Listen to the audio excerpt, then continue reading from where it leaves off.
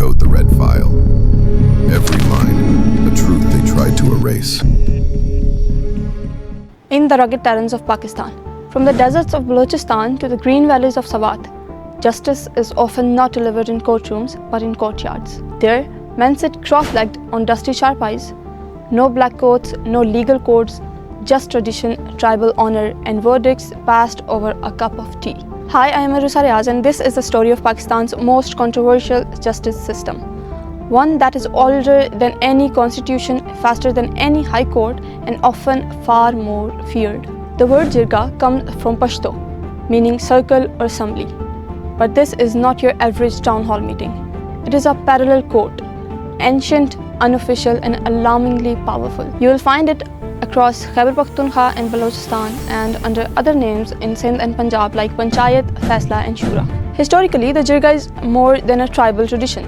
It is a centuries-old institution. It traces back to ancient Aryan Sabhas, evolved through Persian Majlis and Greek agoras, and was institutionalized by rulers like Sher Shah Suri and Behlul Lodi. During the British Raj, it was formalized through the Sandaman system, making Shahi and Sardari Jirgas central to tribal governance in Balochistan. Rooted in the idea of communal consensus, it was once a respected mechanism of local justice. But over time, it grew into a system with glaring flaws, especially how it treats the poor and marginalized women. Out of fashion practices like walking barefoot on burning coals and undergoing fire tests still exist in some areas.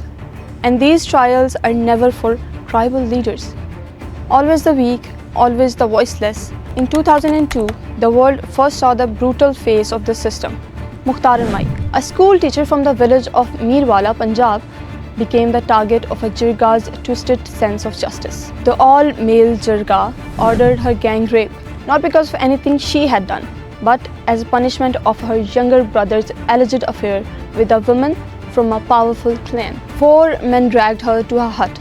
They took turns. She was then paraded half-naked through the streets. All of it not a random act of violence, but a verdict passed down in the name of honor.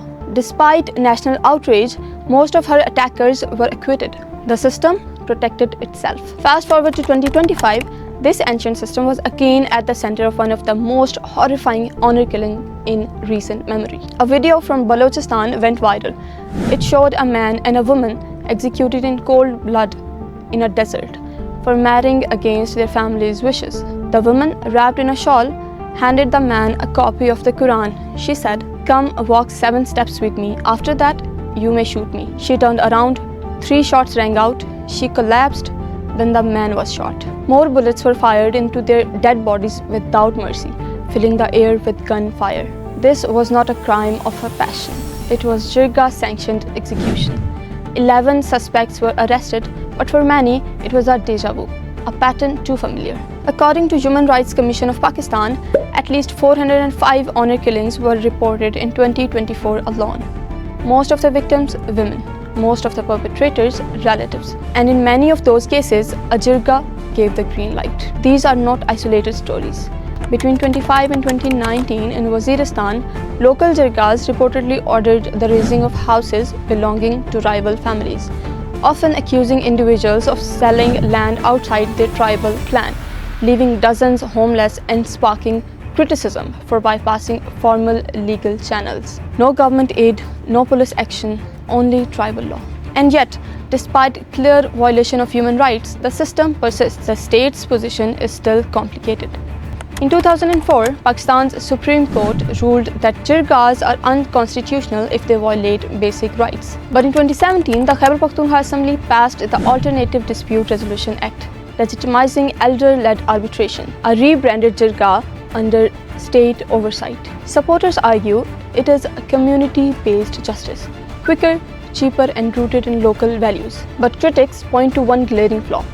It is almost always men deciding fates, especially those of women. Attempts to establish women-led Jirgas have been met with mockery, threats, or outright violence. Some NGOs and civil society groups are trying to reform the system, integrating legal observers, documentation, and gender inclusion. But change is slow, because reforming the Jirga is not a workshop. It is a war against deeply entrenched patriarchy. So what keeps this system alive? The answer is simple: vacuum. Where the state is absent, the Jirga takes over. Where courts delay, the jirga delivers. Where the legal protection costs money, the jirga comes free, but at a terrible price. Because in many of these regions, the loudest beard still calls the shot. So the real question is not whether jirgas should exist, because they already do. What we need to ask is, can we control them before more innocent lives are lost? Can we make them transparent without breaking the trust of local communities? And most importantly, can we make justice truly fair for everyone? Because justice does not always come with a courtroom strike. Sometimes it comes with a turban, a tasbih, and a dangerously outdated sense of honor. But tradition cannot justify injustice. Silence cannot substitute fairness, and ghairat cannot replace God's command. Because Allah does not just ask us to pray, fast, or give zakat. He commands us to stand firm in justice even when it's hard. As it is stated in Surah Al-Ma'idah, and do not let the hatred of people prevent you from being just. Be just, that is nearer to righteousness. A direct call to overcome tribal or personal bias, ensuring fairness even towards those we dislike.